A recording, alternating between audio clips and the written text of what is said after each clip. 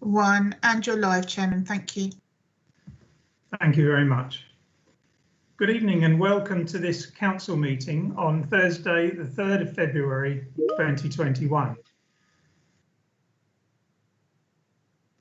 My name is Councillor Mark Hurd and I'm the Chairman of the Malden District Council. This meeting is held under new regulations which come into effect on the 4th of April in response to the COVID-19 situation, and there are just a few housekeeping issues to run through. First of all, please could I ask everyone present at this meeting to ensure your microphone remains muted when not addressing the council. This reduces background noises and avoids unintentional disturbances. This meeting is being hosted remotely, streamed live and recorded, and by being present in the meeting, you're giving consent to being recorded. Members and officers, during each item, please use the hands up function of the meeting to indicate if you wish to speak. I will then invite you at the appropriate time. Members are reminded that apart from indicating points of order or that you have to leave the meeting, the chat function should not be used for questions or any other purpose. When speaking and referring to the agenda papers, please ensure you reference a page or paragraph number and keep your contributions as clear and concise as possible. When invited to speak, please ensure you turn on your microphone. Now, if I may ask officers taking part in the meeting to introduce themselves, and I'll start with Mr. Dodson. Good evening, Paul Dodson, Director of Strategy, Performance and Governance. Thank you, Mr. Dodson. Mr. Leslie. Good evening, Chris Leslie, Director of Resources. Thank you, Mr. Holmes. Good evening, members. Richard Holmes, Director of Service Delivery. Thank you, Mr. Quelch. Simon Quelch, and I'm one of the legal advisors. Thank you, Mr. Lee. Good evening, members. I'm Matthew Lee, Lead Specialist Place and Chief Plan Officer at Malden District Council. Thank you. Thank you, and Miss Bird. Good evening, Chairman. Good evening, members. Tara Bird, Committee Services Officer. Thank you. Thank you very much. Are there any other officers present? Okay, Tara, please can you now carry out a roll call of members to confirm who is in attendance? Thank you. Yes, Chairman. Members, if you could just indicate if you're here when I call your name, please. Starting with Councillor Bassinger, please. Present, thank you. Thank you. Councillor Misfield.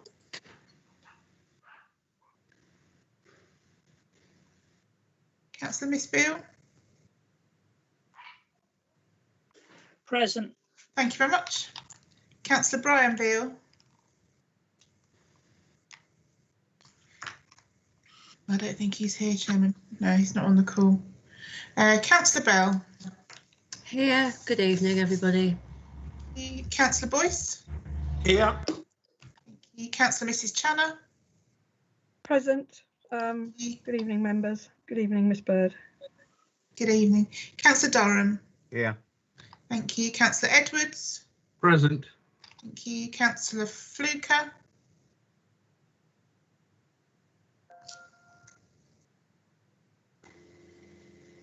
Present.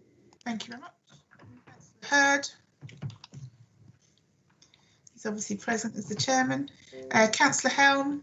Thank you. Present, Tara. Thank you. Councillor Hull. Present. Councillor Jarvis. Evening, Tara, Chairman, Councillors. Good evening. Thank you. Councillor Keys. Good evening, everybody. Present. Thank you.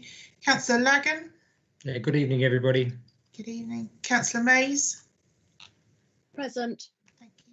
Councillor Morley. Good evening. Present. Councillor Morris.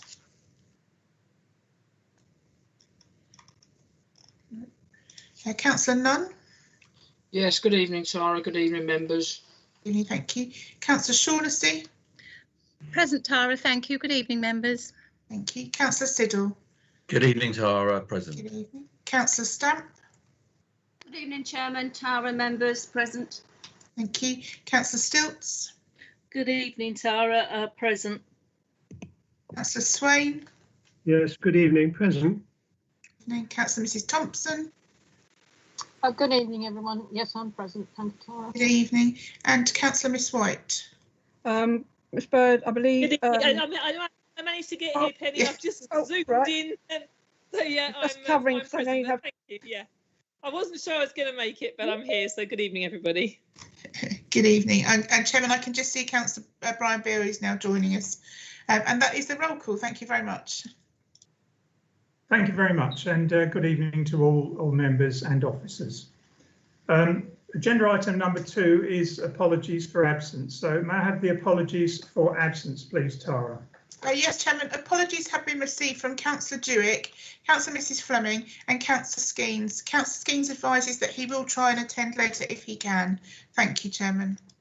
Thank you very much. It might be a timely reminder, members. Could I just remind you that any apologies should be sent to committee services, and as a courtesy, it's good to let the chairman know, not just for this, but for any other meetings, should go through committee services, and that way we all get the message. Thank you very much. So those apologies are noted. Agenda item number 3 is declaration of interest. This is to disclose the existence and nature of any disclosable pecuniary interests, other pecuniary interests or non-pecuniary interests relating to items of business on the agenda, having regard to paragraphs 6 to 8 inclusive of the Code of Conduct for members. Members are reminded that they are also required to disclose any such interests as soon as they become aware, should the need arise throughout the meeting. If any member has an interest to declare, please use the hands up function now to indicate, and I will invite you to speak. Tara, can you please advise if any member has indicated a wish to speak? Yes, Chairman. Councillor Mrs Channer, Councillor Durham, Councillor Lagan and Councillor Stamp have all indicated they wish to speak. Thank you. Thank you very much. Councillor Channer. Thank you very much, Chairman. It's my normal declaration, Chairman, in I'm sorry, my printer's starting to go berserk. I'm an Essex County Councillor as well as a Malden District Councillor. Many items of tonight actually do relate to Essex County Council because obviously we're in partnership or certain things we work together on. So any matter pertinent to Essex County Council tonight, I declare that non-pecuniary, which is most items on the agenda, Chairman. Thank you, Councillor Channer. Councillor Durham. Thank you, Chairman. I have a non-pecuniary interest as a member of Essex County Council pertaining to any items on the agenda that concern that authority. Thank you. Thank you very much. Councillor Lagan. Thank you, Chair. Just non-pecuniary declaration on item number 18. I've had previous correspondence with that organisation. Thank you very much. That's noted. And Councillor Stamp. Thank you, Chairman. I actually put my hand up towards the end of the last agenda item and before everybody did for this agenda item, because I wanted to let people know that Councillor Morris was having difficulty logging on, Chairman. But obviously I'm so small, I was missed. Thank you. OK, apologies for that. Councillors Channer and Durham, you've still got your hand up. Apologies, Chairman. Thank you very much. Oh, I've done. What's this? OK, I'm right in saying, Tara, that we're keeping cameras on at the moment. Is that correct? Yes, Chairman, that is correct. Cameras on, please, where possible. We understand obviously some members do have broadband issues, but yes, where possible, please, Chairman.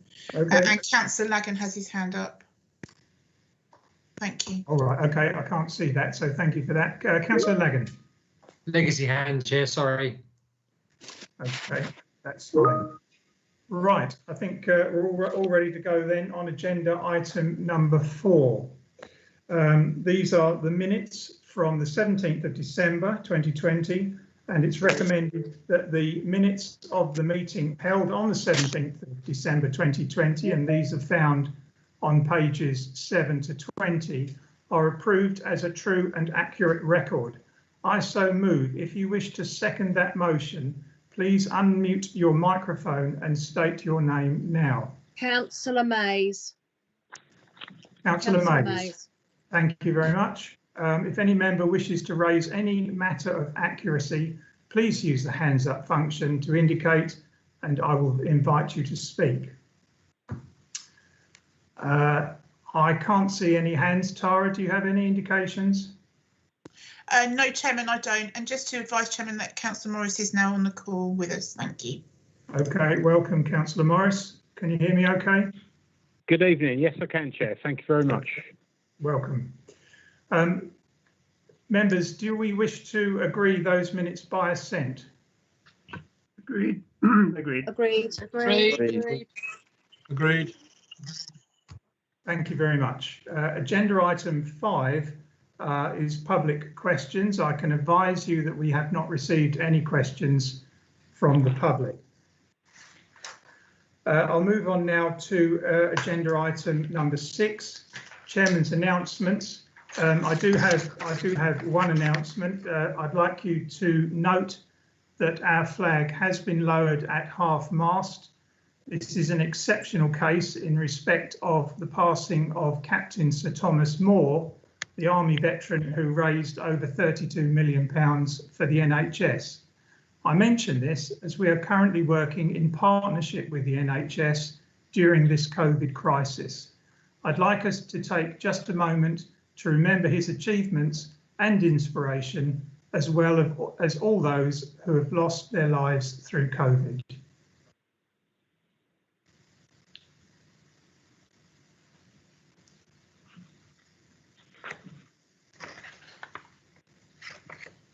Thank you, members. May I also thank all council staff for their continued efforts to keep our services going. It's important for the public to know this because they have been working tirelessly. So my thanks to them. I now move to agenda item 7, which is the minute book. This is the Performance Governance and Audit Committee on the 14th of January 2021. These are contained on pages 21 to 26. And I call on Councillor Mrs Stilts to present the minutes. Councillor Stilts. Thank you, Mr Chairman. Mr Chairman, members of the Council, I present the minutes of Performance Governance and Audit Committee meeting held remotely on the 14th of January 2021. These are found on pages 21 to 26 and propose their reception and adoption. Can I have a seconder for that? Councillor Mays. Right, thank you. I give you pages 21, 22, 23, 24, 25 and 26 is a blank page. I so move. Thank you, Councillor Stilts. Tara, has anyone indicated that they wish to speak? No, Chairman, they haven't. Thank you. Can we agree those by assent, please? Agreed. Agreed. Agreed. Agreed. Agreed. Thank you very much, and thank you, Councillor Stilts. Agenda item 7B, Joint Standards Committee from the 26th of January. I call on Councillor Bassinger to present the minutes and one recommendation contained in the minute. Councillor Bassinger. Thank you, Mr Chairman. Chairman, members, I present the minutes of the Joint Standard Committee meeting held remotely on the 26th of January 2021, found on pages 27 to 30, and propose their reception and adoption. Could I have a seconder, please? Councillor Mays. And these are found on pages 27, 28, 29, minute item 9, appointment of new independent person and reserve, page 30, and I so move. Thank you, Councillor Bassinger. Has anyone indicated they wish to speak, Tara? Sorry, Chairman. No, they haven't. Not for this item. Okay, so members, are we able to agree those minutes by assent? Chairman, just to interrupt, there is a recommendation in those minutes on page 29, just so that members are aware. Are we happy to approve that recommendation, members? Agreed. Agreed. Agreed. Agreed. Agreed. Agenda item number 8 is minutes of the meetings of the council. This is to note that since the last meeting of the council and up until Wednesday, the 27th of January 2021, the committees listed have met and receive any questions in accordance with council and committee procedure rule 6.2. If any member wishes to raise a question in relation to the minutes of this meeting, please make this known by using the hands up function. Tara, has anyone indicated they wish to speak? No, Chairman, nobody has. Thank you. Thank you very much. Again, members, are we happy to accept those by assent? Agreed. Or agreeing by assent? Agreed. Agreed. Agreed. Thank you very much. Agenda item 9, questions in accordance with procedure rule 6.3, of which notice has been given. I can advise that we have not received any questions in accordance with this procedure rule. I now move to agenda item 10, which is the climate emergency statement. And these are found on pages 31 to 34. In a moment, I'll call on the leader to present this item. Members, again, if you wish to speak, please use the hands up function and I'll come to you in turn. Please ensure your points are clear and succinct. So I now call on the leader to introduce the report. Leader. Thank you, Chair. I'd like to present this report to all members of the council. The recommendation is to approve the council adopts and publishes the climate emergency statement attached as Appendix 1. I'm going to call on Mr Dodson to present the report. But members, I'd just like to say that we have been looking at trying to introduce this for some time, and I think we're a little bit behind the pace, because I know Essex County Council have done some fantastic work, and hopefully we will be able to work closely with them. There's other partner agencies that have put training sessions, information together, and I think it's really important now that we do address there is a climate emergency going on, and I think we all need to start to adhere to the government guidance coming from central government, and we all need to play our part now. So if I can hand it over to Mr Dodson, Chairman, he can actually present it and then members can ask any questions if they so wish. Thank you, Chair. Thank you, Leader. Mr Dodson. Yes, thank you, Chairman. Yes, as the leader said, a number of councils have already declared a climate emergency. And this was largely in response to the Interparliamentary Climate Commission of the United Nations that advised that we have until 2030 to take urgent action on climate change in order to keep the Earth's rising temperature below 1.5 degrees Celsius.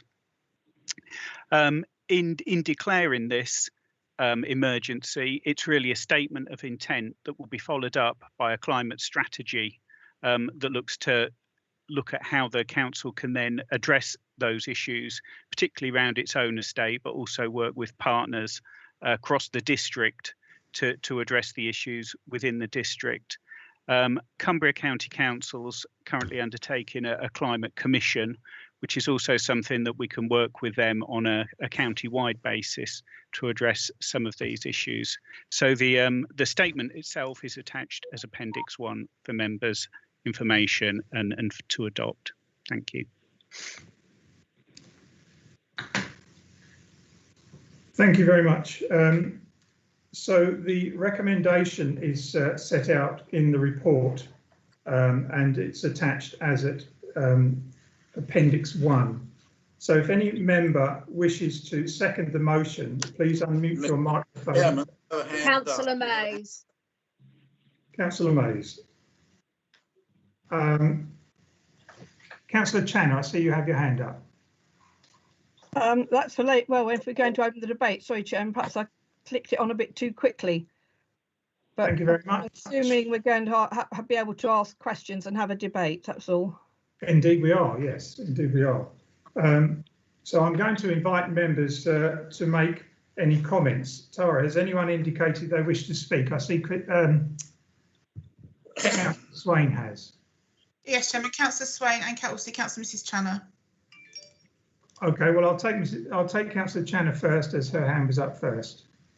No, I don't mind, Chairman. I'm quite happy to give way to Councillor Swain because I did get it up eager and then turned it off, so he did come in before me. Okay, thank you. Councillor Swain. Okay, yes, thank you, Chairman.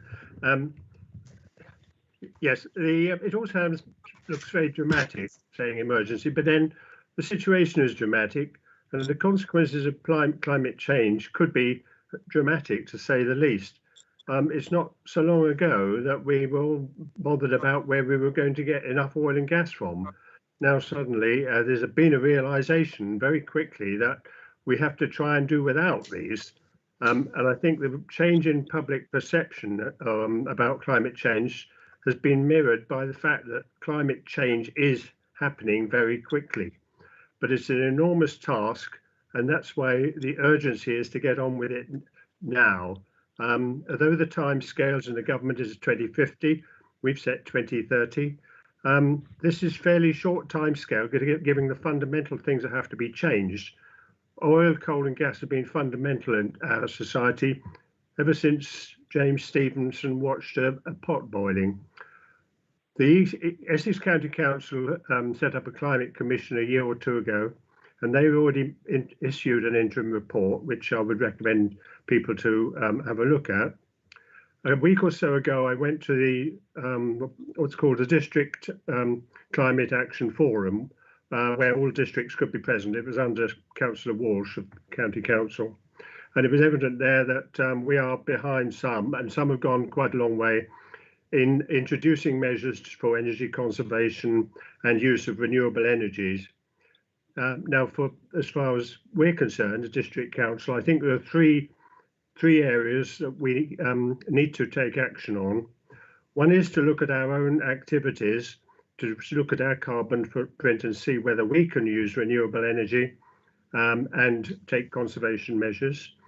The second is to promote whatever schemes are available to businesses and households in the district to implement conservation measures or use renewable energy. And lastly, and perhaps most importantly, with the LDP being revised, I think we have to look very closely at the new LDP to make it consistent as far as possible with these climate change ambitions. Thank you. I think we need to move now on it urgently. Thank you, Councillor Swain. Councillor Channer now. Well, that's it. Sorry, I couldn't get my mute off there for a moment. Thank you very much, Chairman. Councillor Swain has targeted a bit where I was going to be coming from. Within the report, it does make reference to a strategy as well, climate change strategy. Could I please ask when that might be coming forward? Because I am aware that this actually has been in train for quite a while. It's been reported to Performance, Governance and Audit for some while, and it says to develop a climate strategy. Now, my understanding is this has been in train for, must be many, many months now. And I think it all goes back really to 2019 when the then statement was given highlighting all this and the work to be done in a statement, I think the then leader, and most certainly covered issues which Councillor Swain's referred to, which are about looking at our own footprint. That was very much I can recall being in that statement. And also we set up the air quality management plan, which has now got an action plan, and we've already highlighted that. And I'm reports today in the press, actually, I'm pleased to see they've picked all this up and are aware of what the council has previously agreed. So my point is on that and the climate strategy, can I be given an indication of when that will come forward? Because as I say, it has been reported to PGA under audit as well, and it is on the agenda. I know Mr. Geller has been working on this for quite some period. I appreciate with COVID, there may be matters about that coming forward, but I would perhaps like an indication. And also regarding going back to 2019, when it was agreed, most definitely following the leader's statement, about looking at our own carbon footprint, and indeed about the offices being, moving. And I didn't quite see that reflected in the climate emergency statement. It mentioned ensure that all our strategic decisions, budgets and approaches to planning decision are in line with the shift to net zero carbon by 2030.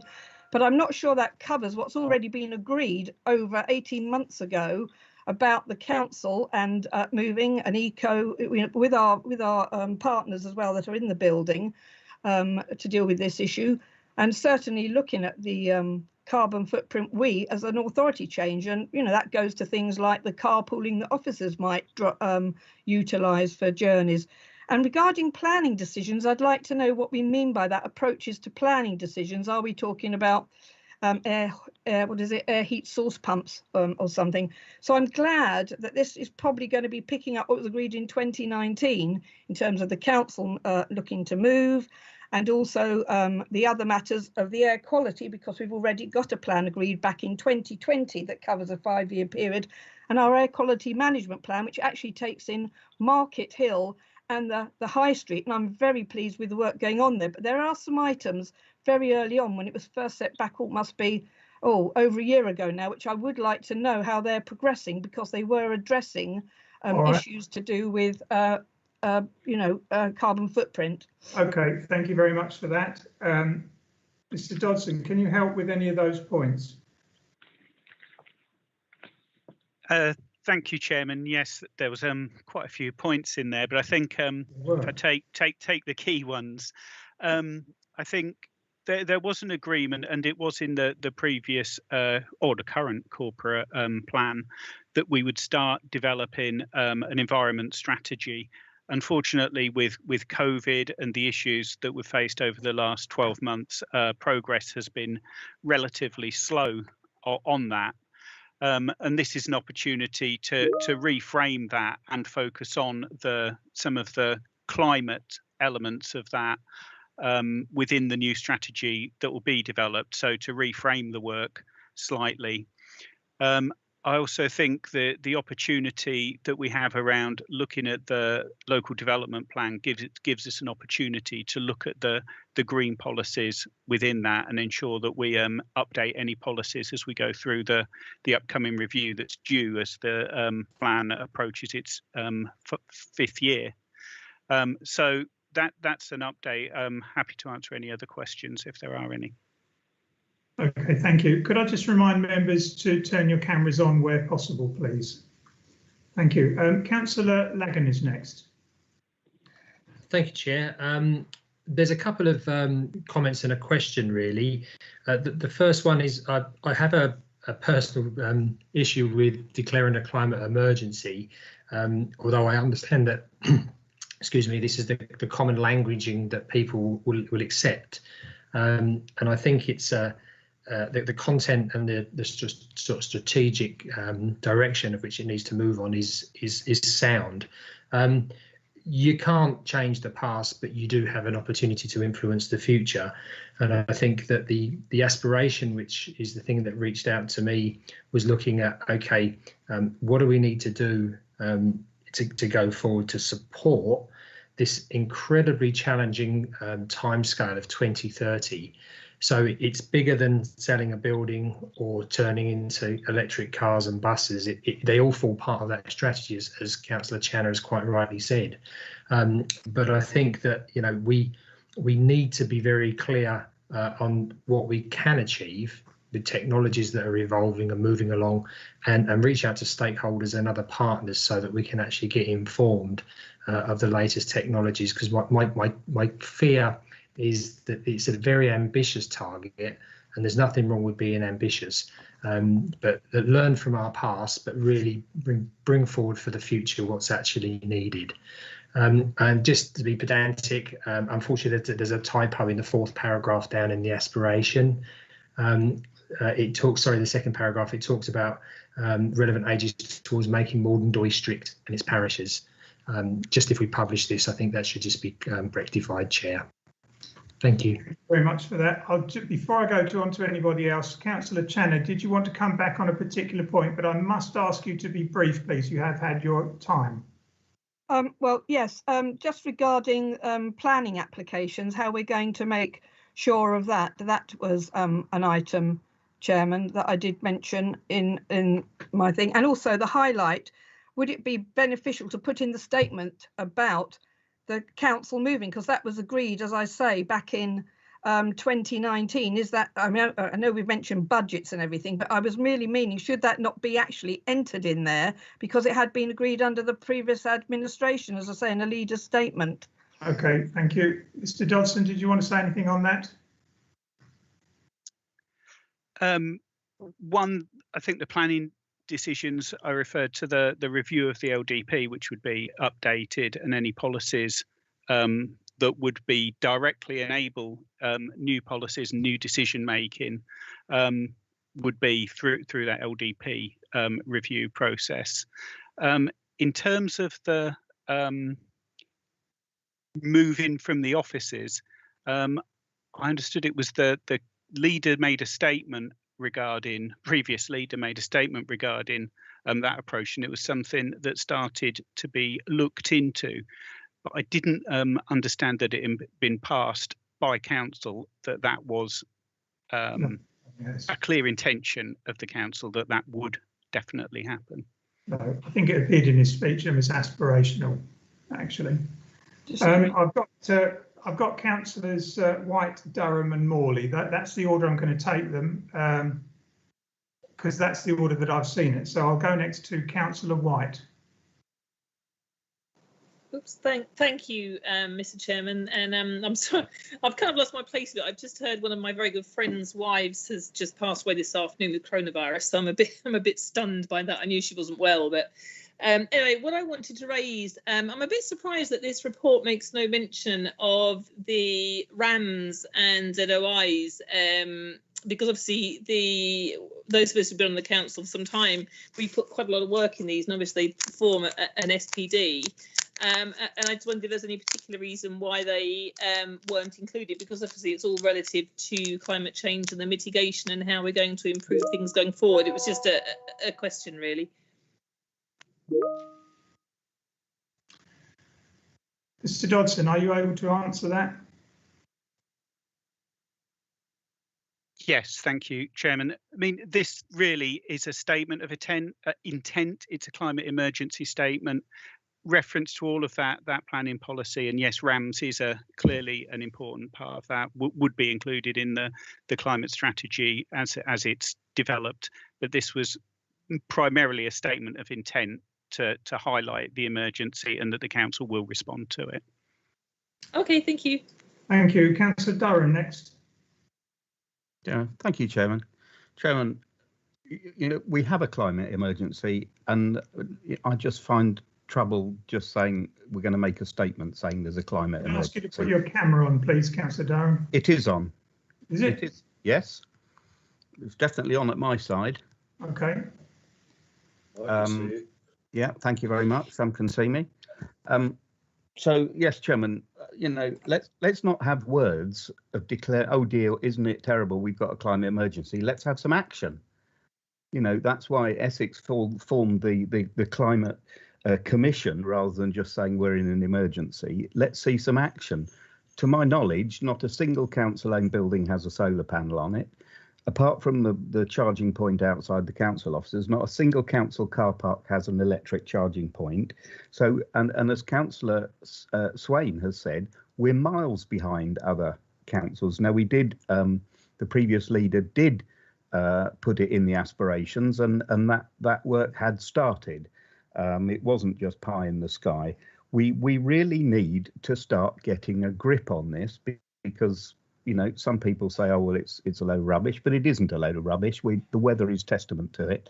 And those living near the coast see the implications of rising water levels. So, you know, whether we call it a climate emergency statement or an action plan, let's not just say, oh dear, isn't it a pity we're in trouble? Let's actually get down and do something, please. Thank you. Thank you, Councillor Durham. Councillor Morley. Yeah, thank you, Chairman. Just a short couple of questions to Mr. Dodson, really. I know electric perhaps is the short-term future at the moment, but has he had, I know we've got some rather clever people in Heybridge for further development of other sorts of energy. Have they come forward? And also, have plastics and polythene been affected with exports to the European Union? Does he know? Because I know there was a bit of a hiccup. Has that been resolved at all? Thank you. Mr. Dodson, are you able to help on that? Alternative energy. In terms of the first point, we're not in direct discussions around energy with the reference to Heybridge, but obviously we work with, as it says in the statement, work with partners across the district. In terms of the recycling, I don't know all of the details of the impact of the EU, but the market for recyclables has dipped considerably over the last couple of years, and it's clearly affected our contract in terms of collecting those recyclables and the return on them, which I think is reflected in the worldwide market as much as anything that's happened within the EU. But happy to take that away and look at if there's any particular issues and feed it back to the member. Yes, and indeed that's exactly what this debate is about. Now, although Councillor Stamp, leader, although you were next, Councillor Fluker has asked to speak. Did you want to speak now, or did you want to speak at the end? I'll speak at the end, thank you. Thank you. Can I speak on this as well, please, Chairman? This is Councillor Morris. Okay, I'll have you after Councillor Fluker, please. Okay, Councillor Fluker. Yeah, thank you, Chairman. I hope you can hear me. I just lost connectivity then. Chairman, I think both Councillor Channer and Councillor Durham both alluded to my speech in 2019, at which time I made it absolutely clear that the aspiration of this council should be to be carbon neutral by 2023. And I know that we've done an awful lot of work to make sure that that happens. But of course, over the last year or so, for a variety of reasons, we've not been able to bring that work forward. And Chairman, as far as the councillors' offices are concerned, we have this strange mix of old and new buildings. Some of them are very efficient, some of them are not efficient, and it's the ones that are not efficient that are absolutely leaking the equivalent of carbon. And one of the main reasons for looking at relocating the council offices was to try and move to somewhere which was far more environmentally friendly, so that we could send out a message to residents and businesses that we were going to be at the forefront of this issue of climate change and how to mitigate it. So, Chairman, merely for clarification, and I do hope, Chairman, that this administration takes this up and supports this motion this evening, or this recommendation. Thank you. Thank you, Councillor Fluker. Councillor Morris next. Thank you, Chairman. I'd just like to take this opportunity to remind Councillor Durham, Councillor Fluker and all the other Conservative councillors that the current leadership team have only been here a few short months. The independents have only started in November, and we do intend to get things done. And as far as Councillor Fluker's concerned, a man that's driving a big, massively polluting Mercedes around isn't the best person to talk about the environment. Thank you. Chairman, point of order. I take massive exception of that. My gas guzzling Mercedes has some of the lowest emissions that you can have with a petrol car.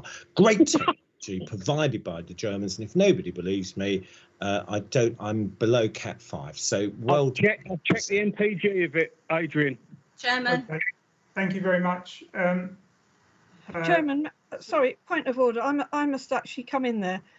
That is not something that is sensible or should be coming forward in this kind of debate, talking about vehicles that people are driving. I myself drive a vehicle, And, you know, sort of criticising people for the vehicles they may be driving, I don't think is something that should come into this debate at the council, Chairman. It's getting very personal. Councillor Channer. It's called integrity. All right. You shouldn't be speaking about saving the environment when you've got a gas guzzling car.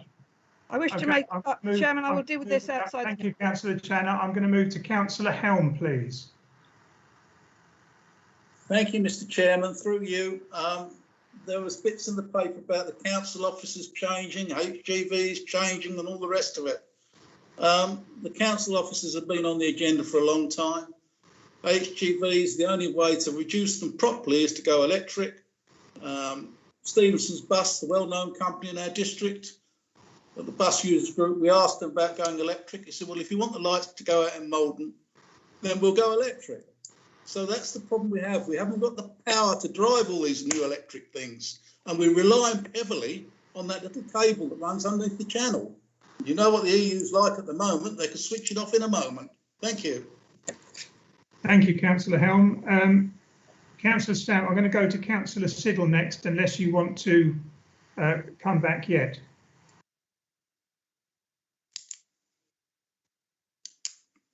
And Councillor Durham. Okay, Councillor Siddle next, please. Thank you, Chairman. It's interesting some of the statements that are being made tonight when the Conservatives were in this administration for such a long time, and in terms of these measures that, yeah, they have been muted in the past, but no action seems to be taken. And the independent administration has only been in power since last November, and it's fantastic that we have brought this forward report so quickly. In terms of the council officers, that was never discussed at full council. As Mr. Dodson said, it was just something that was discussed in the background. And the only thing that I really remember in terms of this was the previous leader saying things in the press about it. It was never discussed at council, and it was never discussed in terms of moving the council officers to save energy. Thank you. Thank you. I'm going to go back to Councillor Durham. You said a short point. If it is a short point, could you please make it, Councillor Durham? It is very short. I just forgot, on the back of what Councillor Swain was saying about the LDP, of course, it won't have escaped members' notice that from 2025, all new properties are banned from putting in gas boilers. So, you know, this is just around the corner. So that is obviously going to be an integral part of not just our LDP, but national building standards. And so, yeah, you know, Chairman, I you know, please, let's just get on with things. I might just remind members that at our last meeting, we recently agreed capital bids to purchase 2 new diesel trucks, but there you go. Too little, too late. Now, Councillor Channer and Councillor Fluker have already spoken. I'm just going to go to Councillor Stamp next, please. Chairman, I'll wait. You know, as long as it's going to be a constructive debate and not just point scoring, if that's all right. Well, that I see that the 2 hands have gone down, so I'll go finally to you, Councillor Stamp. Thank you, Chairman. I'll put my hand down. Members, Mr. Dodson and I have talked about this at quite some length, and I would like to applaud him for bringing this and being brave. But I don't agree with the actual amount of knocking he's just had. Him and the officers have been dealing with COVID.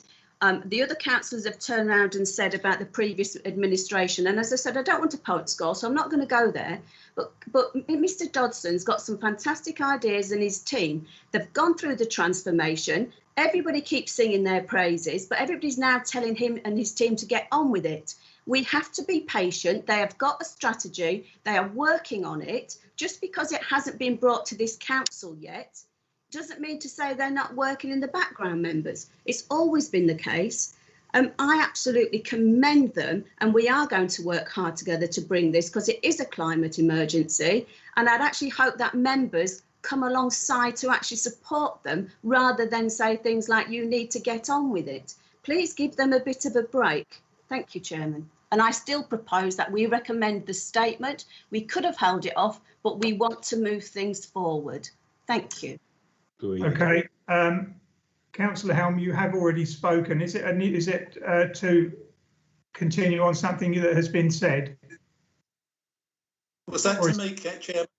Yeah, is that a legacy hand? No, I've just put it up again, sir. I was just going to say that what we need is a real expert to look at this. And we have one that was born in this district, and he's recently been knighted on the New Year's Honours list. He specialises in this sort of thing, and he was awarded a knighthood for his contribution to energy, environment and everything else. So if you want his name, I will give it to you later on. Thank you. Okay, thank you very much. Councillor Maddie Thompson. Sorry, thank you, Chairman. I don't believe, certainly from our side, any criticism was meant of Mr Dodson. He and his staff, and in fact all our staff, have indeed done a wonderful job. But any decisions on climate change have to be made by members. It is not up to him, and nobody's blaming him. Certainly we're not. Thank you. Thank you very much. I think Councillor Jarvis next. Thank you, Chairman. Yeah, I just wanted to say I think it is a good paper, and I'm involved in climate change initiatives in London, in the city, and for the city in general. And I'd be very happy to get involved and support officers in putting together such a strategy, which I think is the first starting point, if as and when officers wish to embark on that. I think we all know there are lots of conferences this year. There's a big conference in Glasgow in November, COP26. That's a worldwide conference. And I think, yeah, it's the right time to put an initiative together. All companies are going to have to pay attention to climate change. There are going to be financial penalties applying to those companies that don't. So for those of us that think this is an issue that's sort of just dragged on, and we can sort of take a while to do something, that is wrong. There is going to be a big push this year for all companies and obviously councils to do something. So I just want to offer my support to the officers there. I'm very happy to get involved with that, share my experience that I've got. As I say, I'm involved with this with the Lord Mayor and the City in London. So I'm very happy to share my experience. I'm sure other councillors will volunteer as well. Thank you, Chairman. Thank you, Councillor Jarvis. That's much appreciated. I'm going to move to the vote now, but I see Councillor Fluker, you've got your hand up again. Is this for a point of clarification? Well, Chairman, I was actually going to propose, because I didn't hear the leader do it, but I was actually going to propose that we agree this recommendation, because I think everything aside, we all agree with it, Chairman, and I commend the leader for bringing this forward so quickly. Thank you. Thank you. So the recommendation is that the Council adopts and publishes the climate emergency statement attached at Appendix 1. Can we agree that by assent? Agreed. Agreed. Agreed. Agreed. Agreed. Agreed. Agreed. Chairman, can I just say I did? Need a seconder. Yes, Councillor Stamp. Can I? Yeah. Thank you, the previous leader. We really value your expertise in helping us. But we can manage this ourselves. And if people allow me to speak, it was proposed, and I would have reminded the chairman, because he's got a prompt sheet, that it needed seconding. But thank you for your help. Yes, it was proposed at the beginning, Chairman. We do need a seconder, and I'm more than happy to second this. Thank you.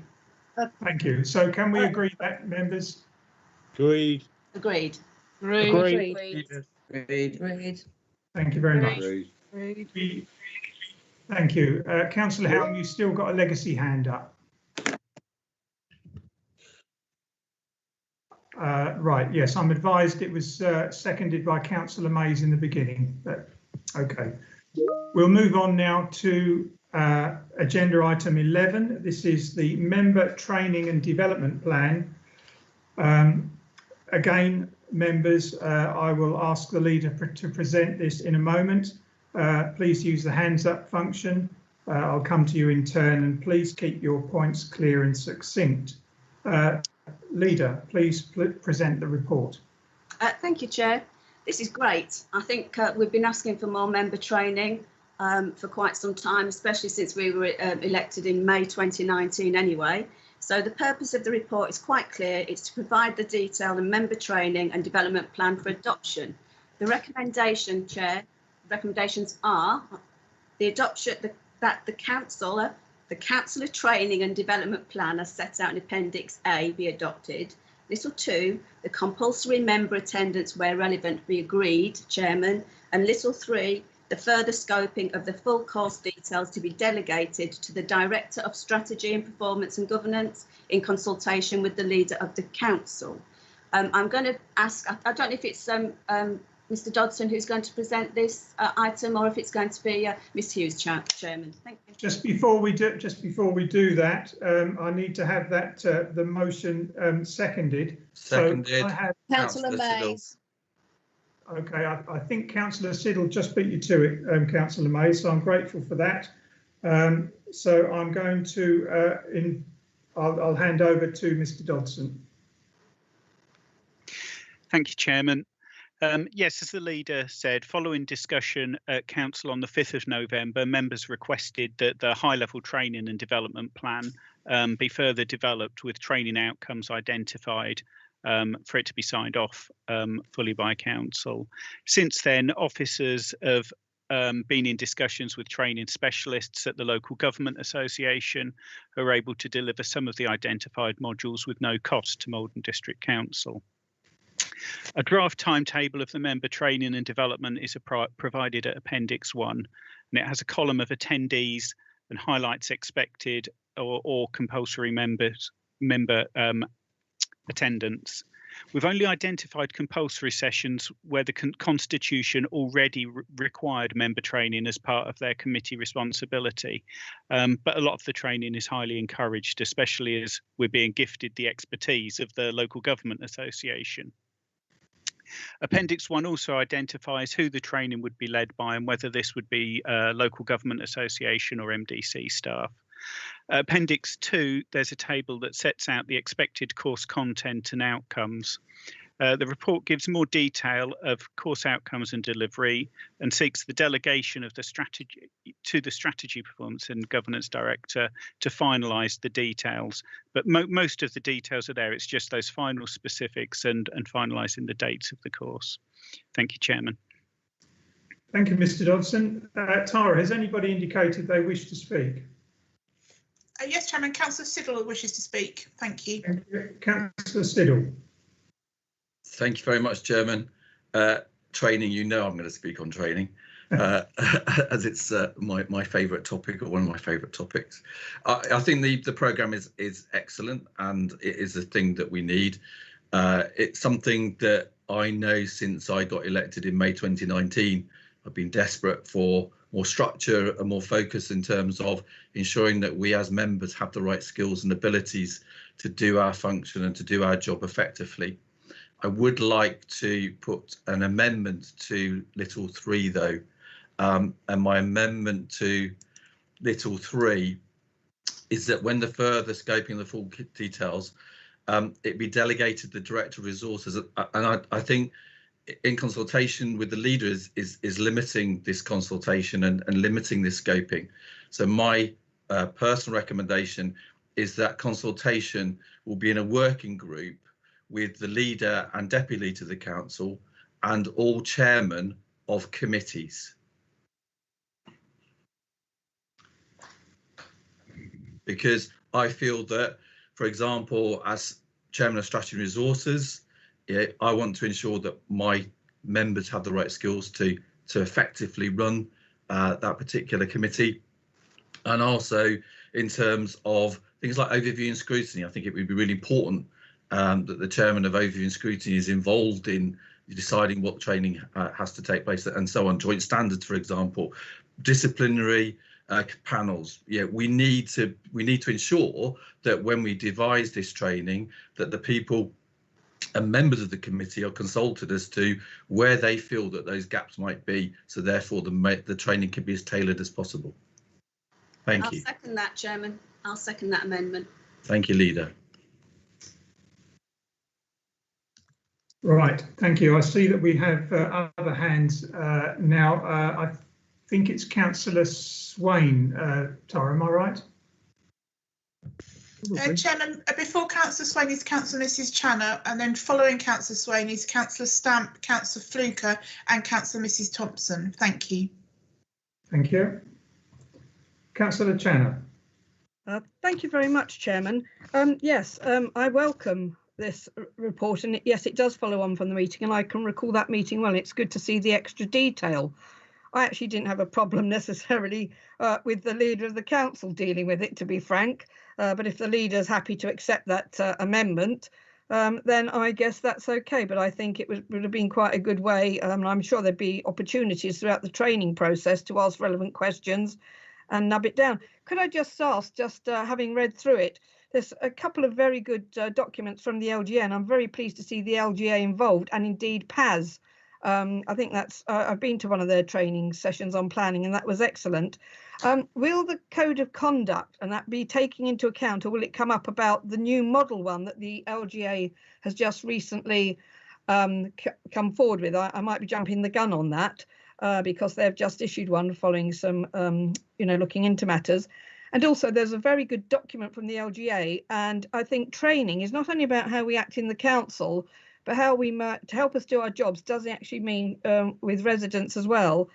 And the LGA have undertaken a survey and looked into things, and apparently there is quite an increase across all councillors, not just our council. I'm not saying it occurs in our councils, about abuse and harassment to actually members, sometimes from members of the public. And they've brought a document out that covers this and telling you how you should get support from within the authority, etc. So I'm hoping it may actually be encapsulating that, and that might be the finer detail that was going to be in the hands of the leader originally with Mr. Dodson. Okay, thank you very much. Councillor Swain. Yes, thank you, Chairman. Yes, I object to the second recommendation. There clearly are one or two cases where people have to have training because it's part of the conditions of being on a particular committee. But the idea of saying that any of it can be compulsory is rather meaningless, because attendance can't be compulsory. There is no sanction, and it must be left to members to decide when, and I hope they will take up maximum opportunity of the training, but it's up to individual members to decide whether they feel they wish to take part in any particular training other than that that is sort of legally required. Thank you. That has been noted. Councillor Stamp next. Chairman, that was legacy. Thank you. Councillor Fluker. Yeah, thank you, Chairman. I just want to pick up on the point that Councillor Swain said, because recommendation 2, Roman 2, I mean, that's a very tricky one, because if you've got somebody that's been appointed to a committee by council and then for any reason that they can't undertake the training because they work during the day, and that is terribly unfair. So I think to make it compulsory attendance, I think it probably a better word, and Councillor Swain's probably ahead of the curve already, and he's probably saying it as compulsory training would be better, because attendance sort of says you must go on that day. Now, we don't want to do that to members. What we want to say is that you must have the training. So, Chairman, I hope that perhaps Councillor Swain and Mr. Dodson between them can come up with a better recommendation at 2. I think it's compulsory that you have the training, but attendance at the training, I'm not sure. Maybe I've not read it properly, but I think I have. Thank you. Thank you for that, Councillor Fluker. Councillor Thompson next. Thank you, Chairman. Actually, it was a very quick query. I wondered if Councillor Siddle meant to include planning chairman in his working group. I'm just wondering, that's all. Thank you. I did, Councillor Thompson. Thank you. Councillor Chairman. Thank you. I'll move now to Councillor Hull and then Councillor Nunn. Oh, great. Oh, thank you. Thanks, Chairman. I'd just like to say I'd be grateful for any training. So the more that can be thrown at us, the better, really. Thank you. Thank you very much. Councillor Nunn.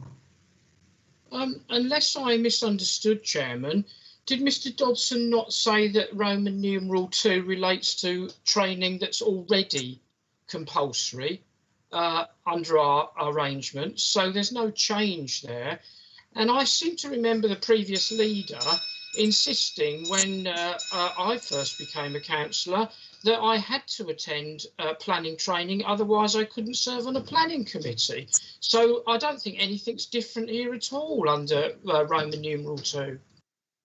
Chairman, point of order. That was actually a requirement set by council, not by me. And I think it's terrible to say that against me, Chairman. And I actually see it, and I really do see it from Councillor Nunn as an opportunity to bully me, and it should not be allowed. That was decided by council. It's actually in our... Point of order, Chairman. Councillor Fluke was the last person to be claiming bullying in this chamber. He's out of order for suggesting that. All right, I don't think that's a. I'm going to go back to. I'm going to refer back. Yes, Councillor Nunn. Sorry, I've been accused here of bullying, and that's certainly I've never been accused of that before, and that certainly wasn't my intention. But it's a fact that the previous leader is the person who told me that. Now, it may well be. And I did say, actually, that Mr. Dodson said it was already a compulsory training area.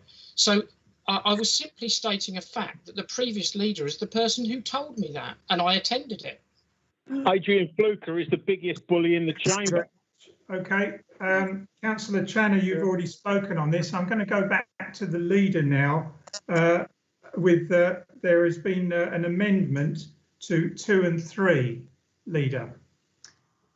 Chair, I did think there was amendment to 2. Nobody actually said what the amendment was going to be. So can I have clarity if the person, I don't know if it's Councillor Swain or Councillor Fluker, was going to propose an amendment to Roman 2 or little 2 as we call it.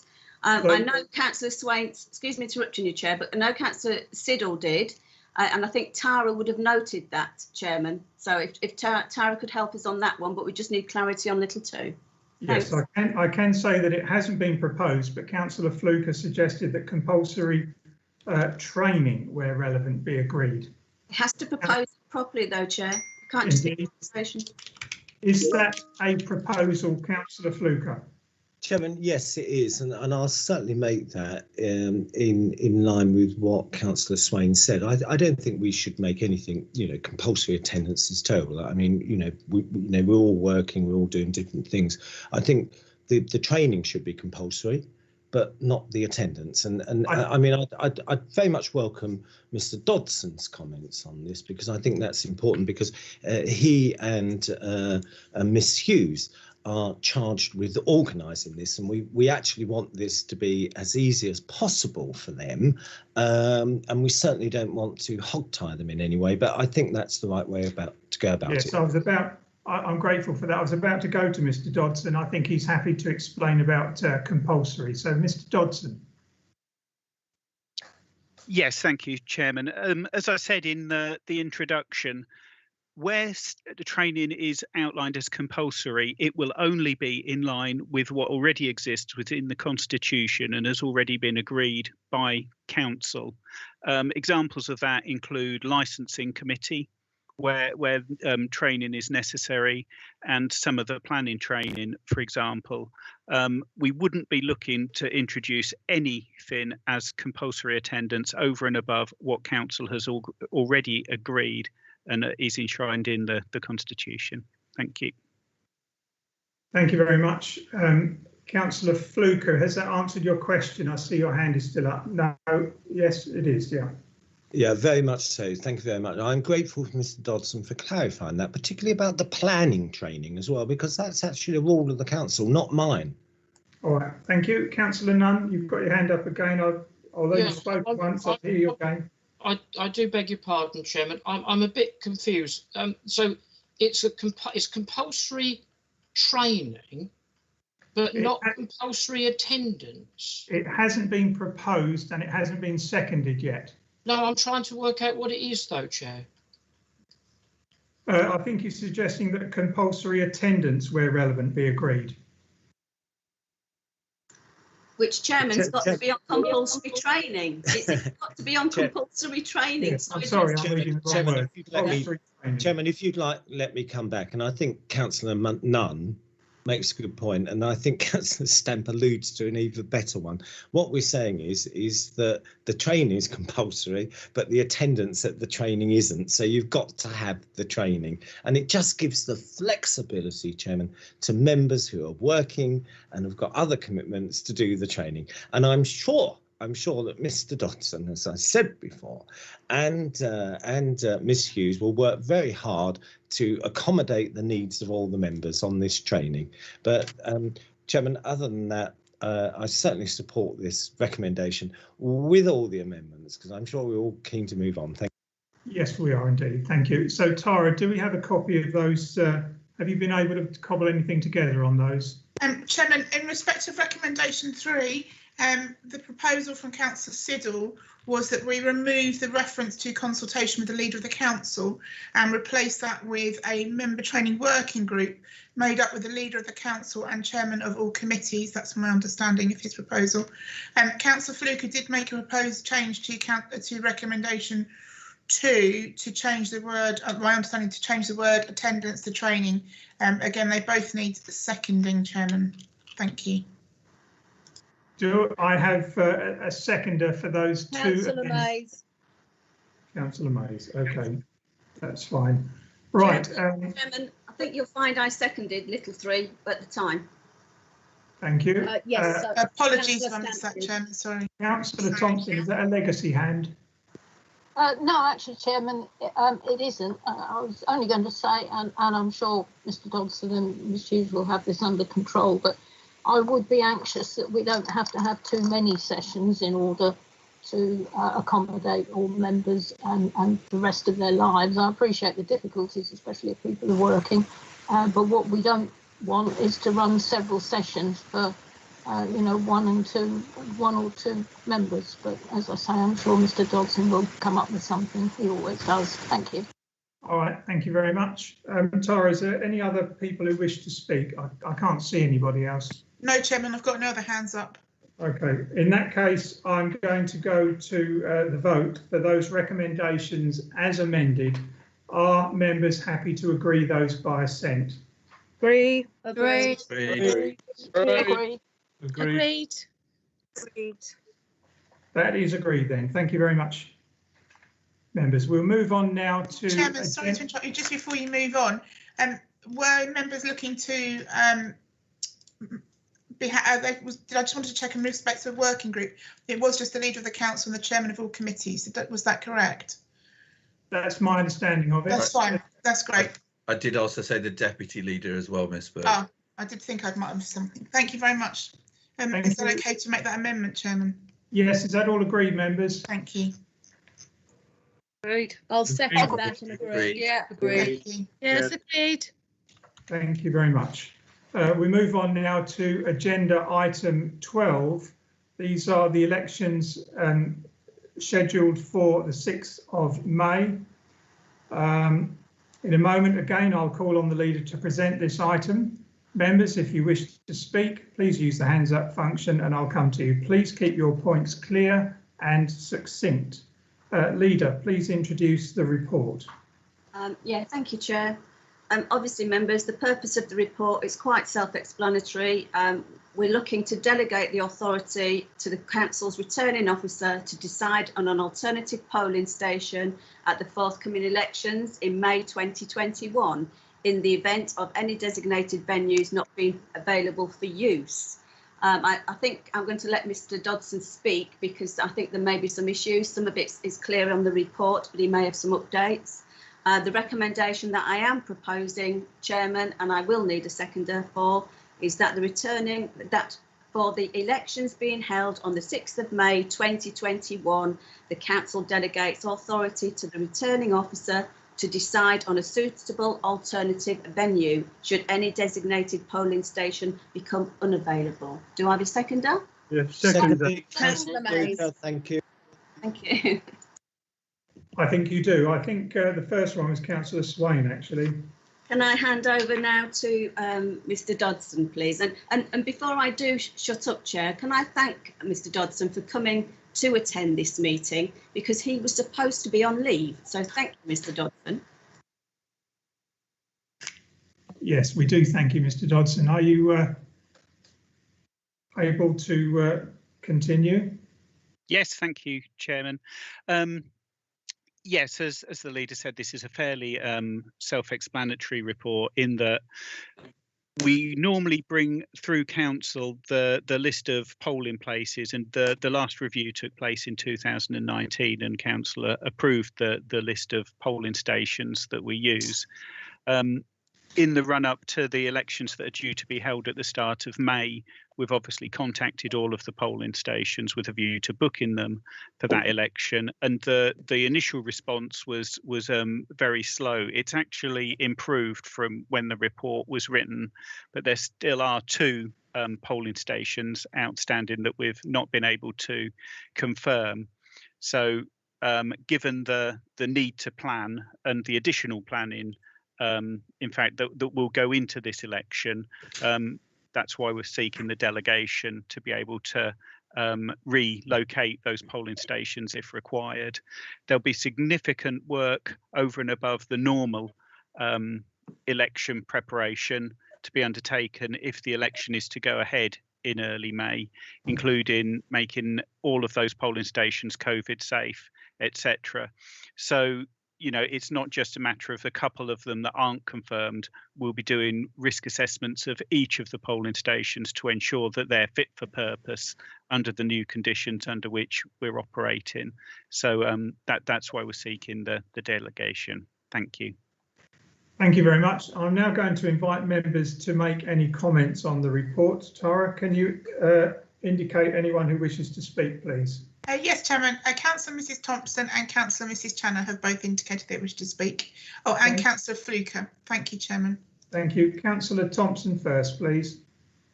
Thank you, Chairman. I'm actually quite surprised this isn't already built into the Constitution, although having said that, we don't normally have to cope with these pandemics.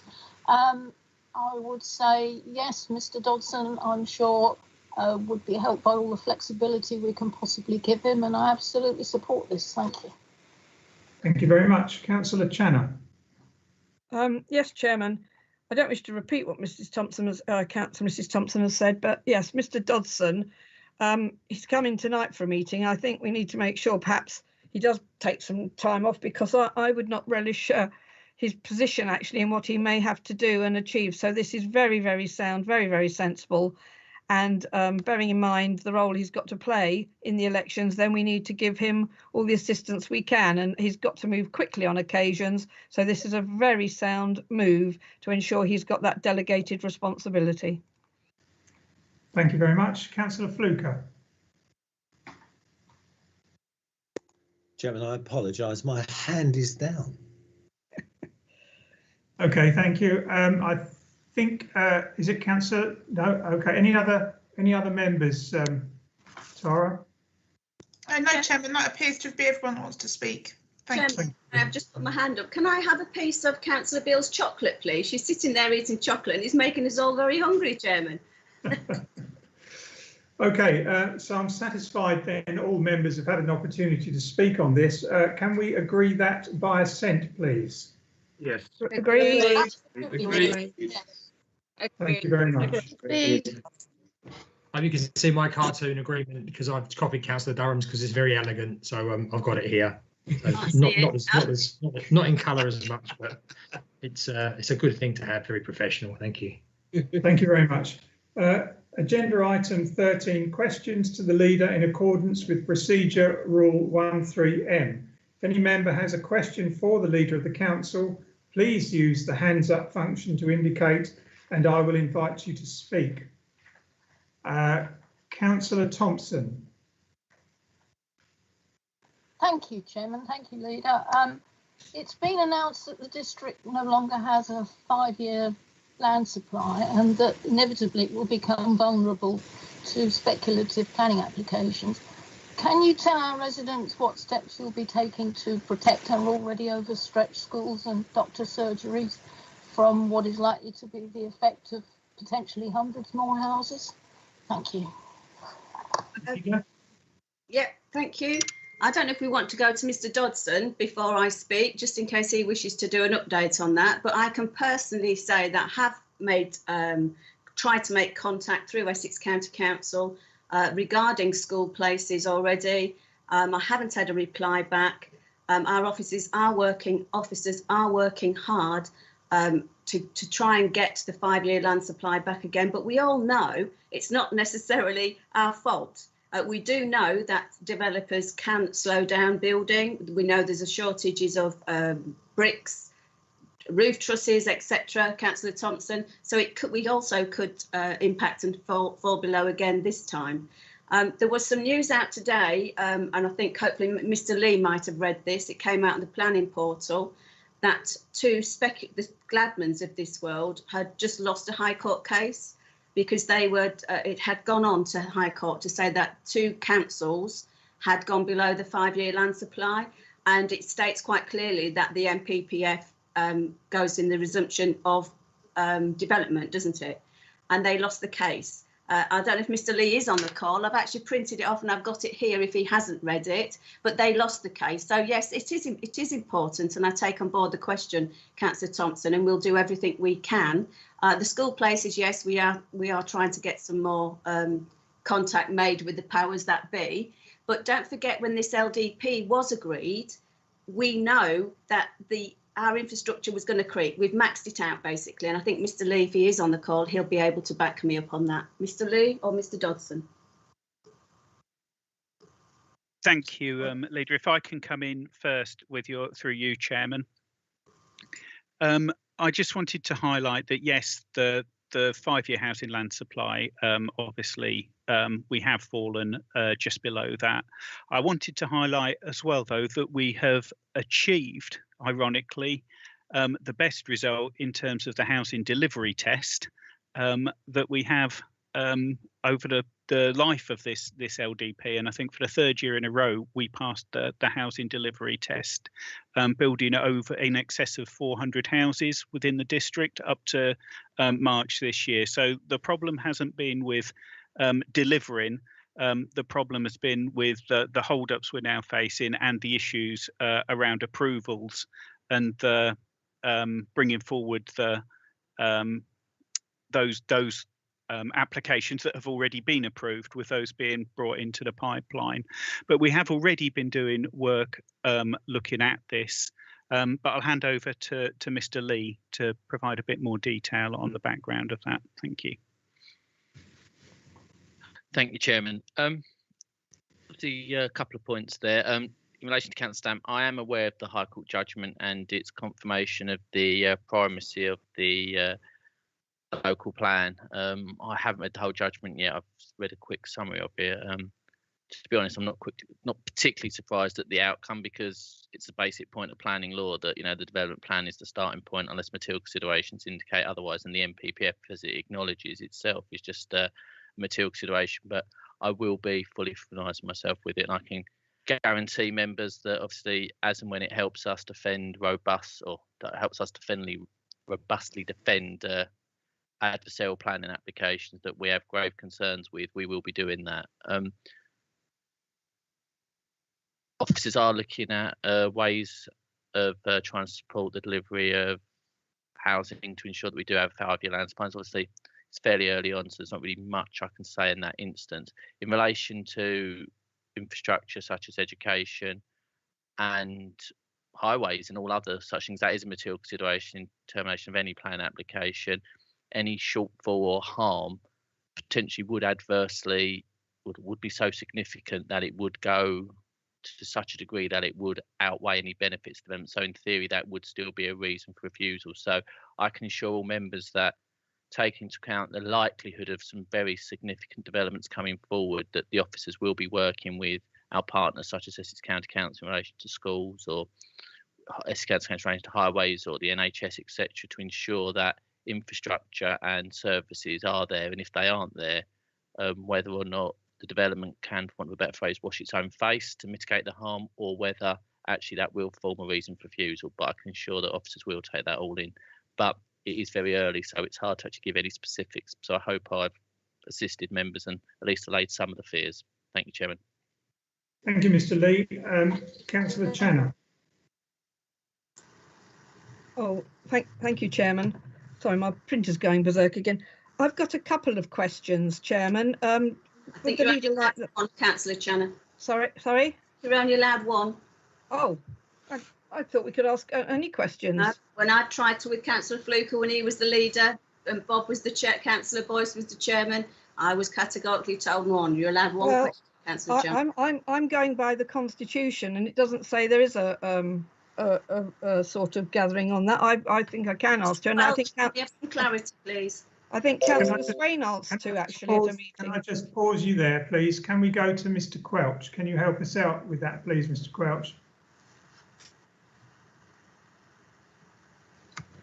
It's kind of put you on the spot. What can you ask your first question, please? Yeah, I mean, sorry, Chairman. Yes, I'm just looking at the Constitution now. I mean, my from recollection, I think Mrs. Channer is right. I don't think there is a limitation. Naturally, chairs can control the way a council meeting runs, but let me just check that. I think I'm just trying to check it actually at the moment. All right. Meanwhile, perhaps Councillor Channer, you can ask your first question. Yeah, it's rule 6, bracket 7, if that helps the monitoring officer. Yeah, no, that is very helpful. Thank you. Yes, thank you. My first question is, Leader, do you agree with me that the protocols of the council should be followed and that in public meetings members should address officers in accordance with the rules agreed by council? Is there a point behind that, Councillor Channer? But yes, we have to adhere to the rules. So I would imagine there is a follow-up to that. No, the next question is totally different. That was just that one. If Mr. Quelch says I can ask another, I believe I can, but I'll wait till the monitoring officer comes back if you'd like, Chair. Councillor Channer, please feel free. I can only tell you what happened when I wanted to ask previous questions. I'm absolutely fine with it, Councillor Channer, but I'd like consistency. Chairman, can I perhaps give you my view on that? There's no restriction in the procedure rules. Rule 6 talks about obviously questions being asked and controls what can be asked, and then if you go to Rule 1(3)M, it just says a limitation on the amount of time of 15 minutes. So it doesn't say it's one question per councillor. Now, there may be a situation where there's lots of questions, and on previous occasions, previous chairman has said, look, for all members to ask at least one question because of the 15-minute rule, I'm restricting you to one question. So that may be the case, but there is nothing in the council procedure rules that restricts to one question. Okay, I mean, I'm happy. Yeah, go ahead with your second question, Councillor Channer. Thank you very much, Mr. Chairman. Leader, recently I received an email which had the Parish Council Forum agenda with it, which I found very interesting, especially as there was a body on it, which actually I sit on the board of. One of the items comes under the auspices of that. Going back to the 5th of November meeting, when councillors were asked, any outside body or whatever they sit on, if they could bring the minutes back in to the authority, that would be helpful. I've looked for the Parish Council Forum minutes actually on the iDrive and wherever this central depository is that all minutes will go to, and I couldn't find any. So really my point is, does the leader agree with me that it would be helpful for minutes of the Parish Council Forum meetings to be available to all members, because I've certainly been asked about Parish Council Forum and had questions asked about what's been said in it, but I can't find the minutes anywhere. So that's my question. Would it be beneficial to members who have to represent their electorate, if they're posed questions, to be aware of what the Parish Council Forums discussed and what the minutes state about that meeting? That would be helpful. Thank you, Councillor Channer. Excellent question. I don't see a problem, but we'd have to check the Constitution or the terms of reference. I personally received the minutes from the last Parish Council meeting, I think yesterday or today, so they have been published. I will speak to the officers after this meeting and the person who issued them, but I certainly don't have a problem, Councillor Channer, but obviously I'll have to check with what it states in the Constitution. But yeah, yeah, you know damn well that, excuse my language, you know well that I really I think everybody should be included in most things. Thank you, Leader. Very much appreciated. Thank you. Thank you very much. Councillor Morris speak, please. Sorry, Councillor Morris. Can I speak, please, Chairman? Yes, I'll put you on the list. No problem. Councillor Anne Beale was next.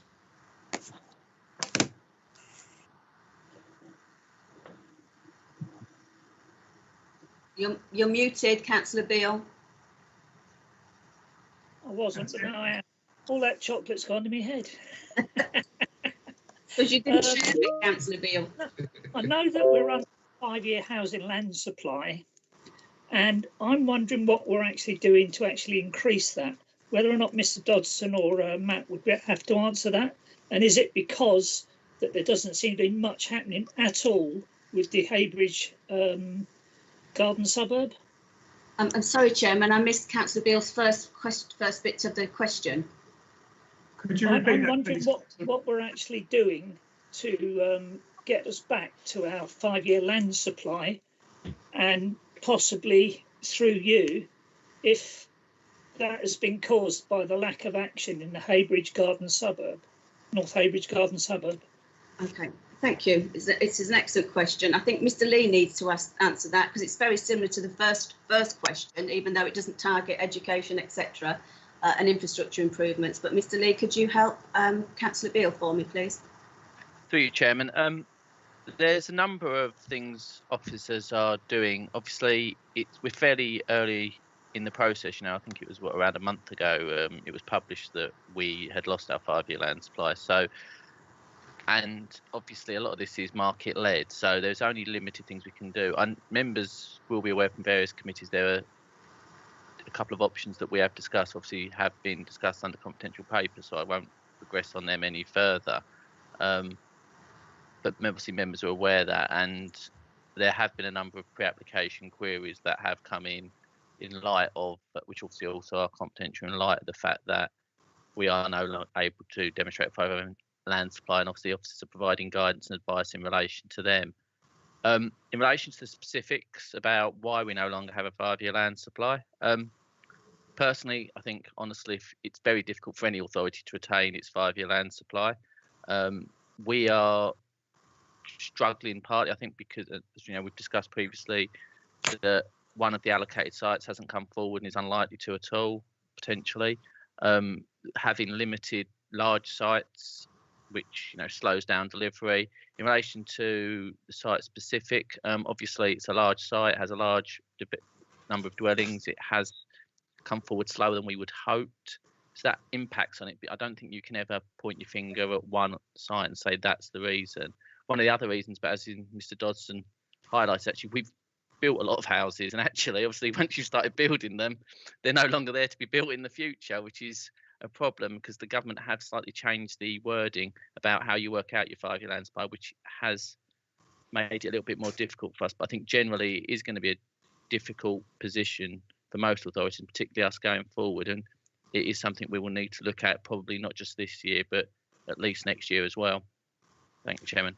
All right, thank you. So questions to the leader. Councillor Helm. Thank you, Mr Chairman. Through you, Mr Chairman. First of all, I'd like to point out something to the leader, that the questions are to the leader, not for everyone else to answer for you. You can always come back later and say, I'll give you a written response. Okay? The first Would you like me to answer that? Would you like me to answer that before you move on to the question? Well, I think I can answer that, although I'll defer to you, leader. I don't mind if you want to answer it. Okay. Councillor Helm, I did ask the same question this morning. I was told I couldn't reply in writing, and I was told it was well within the rights of the leader. Okay. If I had to seek some other advice from officers, that was allowed. So thank you for bringing that point. Thank you very much. Councillor Helm, you do have to. You've asked me a question. Please let me finish. Thank you. Fine. Carry on. Yeah, so it has been checked out and we all are above board. Thank you. So your second question. Thank you very much. Thanks. The next one refers to, I'm sure you agree with me, that you, at a recent leader speech, you made a comment about openness and transparency. We both attended a recent working group meeting where the chairman made an apology, which I rejected, and that hasn't come in out in the minutes yet.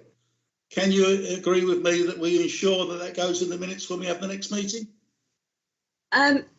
It's not down to me to say what goes in the minutes, is it? It's not down to the leader. I don't take the minutes. I think you've spoken to me about this on a separate occasion, and I did actually ask you, Councillor Helm, what the councillor actually did say, and you didn't recollect what the councillor said. I don't recollect what the councillor said, so please take that up with the minutes secretary and the chairman of that working group. I was about to say, I think that's going to be for the members to agree that. Okay. Yeah, Chairman, I'd like to ask how long this session's been going on for. It feels like it's a grilling, which I'm absolutely fine about, but how long has it been has it going on? Are we up to the 15 minutes? Because there's still many hands. Yeah, I do see there are some more hands. Provided members, your questions are brief and to the point, I will allow that. Councillor Morris, you're next. Oh, okay. Thank you, Chairman.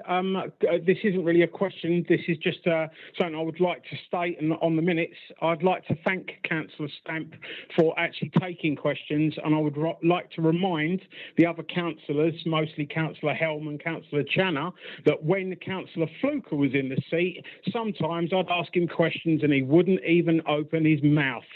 So it's funny now. Once you were the dog, now you're the lamppost. All right. Okay. Councillor Boyce. Mr. Chairman, I take exception to that comment. I hope you will deal with that accordingly. Chairman, I have to say, you deal with that accordingly, Michael. Councillor Boyce, your question. Chairman. Thank you, Chairman. Through you to the leader. Many years ago, the council resolved to give electric car owners free car parking. To my memory, that has not been rescinded. Leader, I do not expect you to answer this question because obviously I'm talking of history and so on, but would you have this checked out? And I was reminded of this by the earlier debate on climate change. Thank you, Leader. Thank you, Councillor Boyce. Excellent. Of course I will. And I'm sure that we can make sure it happens, Mr Dodson, can't we, in our new climate strategy as far as possible. Thank you. Next question, or are we up to 15 minutes? The Constitution, I don't want to break the Constitution, Chairman. No, I understand that. I think that is for the leader's speech will be time limited, the budget speech to 15 minutes. Mr Quelch, have we got a time limit on this?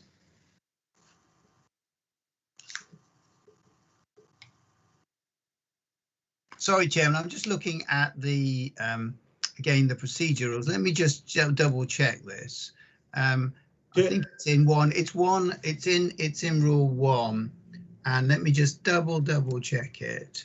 Chairman, I think you'll find it says 15 minutes, but at the discretion of the chairman. Yeah, absolutely. Councillor Boyce has beaten me to it. All right. OK, well, in that case, we have had over 17 minutes. And I'm going to call that session to a close. Thank you very much. We're going to move on now to, well, the other thing that I would say is if you have any questions... That is the most undemocratic thing I think you've ever said. Shame on you. Shame on you. Shame on you, Fluker. Shame on you, Fluker. You shouldn't have done even deserve to be in the chamber.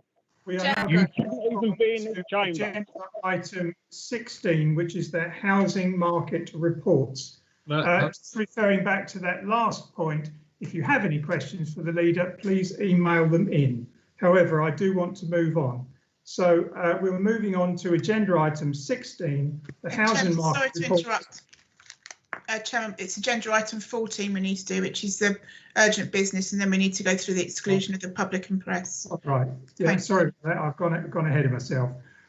Business by reason of special circumstances considered by the chairman to be urgent. I have none.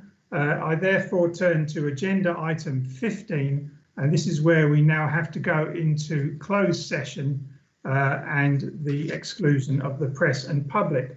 And I move that under section 100A of the Local Government Act 1972, the public be excluded from the meeting for the following items of business on the grounds that they involve the likely disclosure of exempt information as defined in paragraphs 3 of Part 1 of Schedule 12A to the Act, and this satisfied the public interest.